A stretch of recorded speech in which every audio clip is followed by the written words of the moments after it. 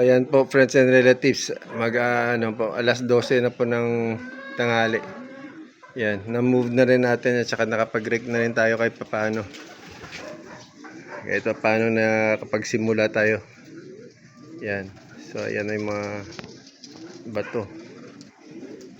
Yan. Medyo iniinda pa rin pala ng ano ng 2 times winner na binigay sa atin yung pakpak niya siguro yan.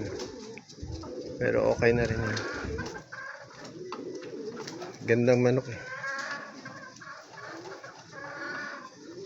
Tamang tama na yan. So tsaka ito mamaya lilipat na rin natin to. Yung cock tsaka hen kasi gagamitin natin yung hen dun sa 2 times winner. Diyan. Bukod sa hatch na inayin yung gagamitin natin sa kanya, gagamitin din natin yung yun, yung Cowan Claret. So tsaka ito, naliligo na nga sila kasi babalik na natin yung programa ng mga ibon. Nabalik na ano naman natin pero hindi pa full yung yung program nila. Kasi yun nga, ngayon pa lang tayo nagpapaligo dahil din sa bagyo, tsaka yun nga sobrang busy. Yan. At least enjoy sila yan. Sabi to bagyo eh. Nantay tayo natin, wala naman.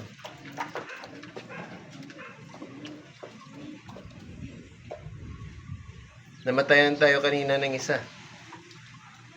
Yung breeder, Stichelbug. Yan talaga. May tubig nila is may asin po yan, tsaka bastonero. O mas maganda talaga ivermectin. Pag nagpapaligo, okay din yan. Kasi nakapatayan ng ano eh, ng hindi lang yung sa panloob na parasite, kundi pati rin sa panlabas. Mga kuto, patay sa ivermectin. Alam, matapang yung ivermectin, kaya kailangan talaga ano, tansyahin. Yan, galing kay Boss John yan. Boss John Alvarado. May pinakita sa ating mga ano, saan ba yun? Yung mga asil na mga bloodline, isang piraso, stag 60K. Yan. Dami pang lechon. Yan. Anak ni Buldagol yan. Green legs. Tatlong inahin yan. Tapos isang cup. Isang green leg, isang yellow leg. Yellow leg ba yun or white legs? Tsaka isang blue leg sata. Yung isa naka kay Migo O'Donnell. Yung isa andun kay Boss John. Ginamit nila.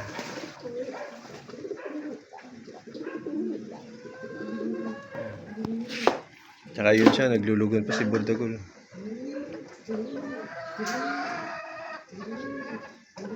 Sira yung paa dahil yun nga, mabato. Pero yung mga sisiw natin wala namang problema. Basta dito na lumakay sa atin, walang problema yun sa paa. Hindi na sila nasusugatan dahil sanay na. Pero pag mga bagong manok, bagong dating dito sa atin, ayun, nagkaka-problema talaga, nagkaka-bumbleput. Minsan nga, bumblepit pa eh. Bumblepit. Alright. So, ayan po. Ayan, tuwang-tuwa sila. Tuwang-tuwa. Lipat naman tayo sa isang kulungan. Hanggang sa matapos natin ito, balik naman tayo sa poop tray. Ayan. Lilinisin pa natin to, lilipat natin, lalagay natin sa sako yan yung mga bato. Tsaka palitan ng buhangin kung may budget. So yan yung gagawin natin yan. Sige po, ingat po tayo palagi. At yan, ang panahon. Lokong bagyo. Yan, tuwa. Ciao, God bless.